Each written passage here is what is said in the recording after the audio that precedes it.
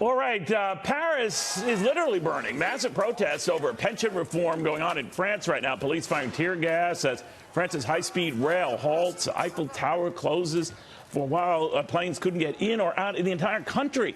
Former foreign policy advisor under Margaret Thatcher, Nile Gardiner, with us on how France is dealing with all of this. What happened? How did it all go to hell so fast? Well, Neil, thanks very much for having me on the show. Just back from London. Neil, I have to say that, yet again we see scenes of tremendous disruption on the streets of France. Emmanuel Macron is trying to push through very controversial, though much needed, pension reforms. And the reality is that the public sector unions in France are simply unwilling to make any concessions. And so you had about 1.5 million people on the streets of French cities yesterday, paralysing the city centres of several major French cities. I think these protests are going to continue in the coming days. But the reality is that the economic situation in France is unsustainable. You have unemployment at nearly 9%. It's coming down very, very slowly. You also have huge unfunded pension liabilities. So, for example, France spends $8 billion a year funding the pensions of railway workers who retire at the age of 55 on average.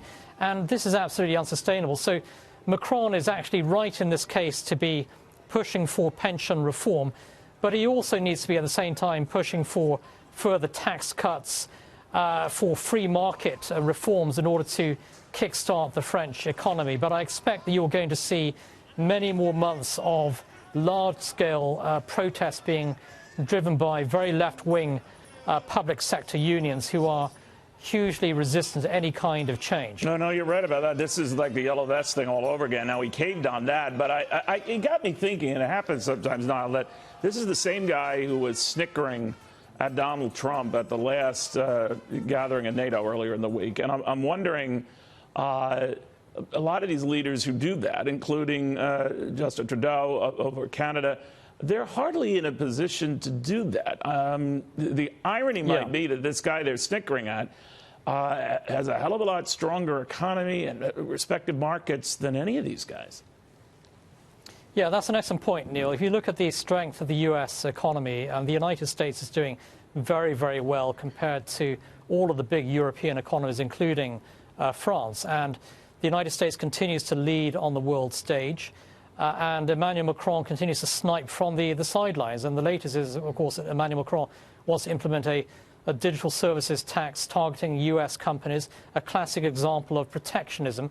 And so Emmanuel Macron talks about the need, for example, of free market reforms domestically in France, but he's also, at the same time, threatening very protectionist policies that are going to further undermine the French economy. So I think that Macron is often a very big hypocrite. And I think his leadership ability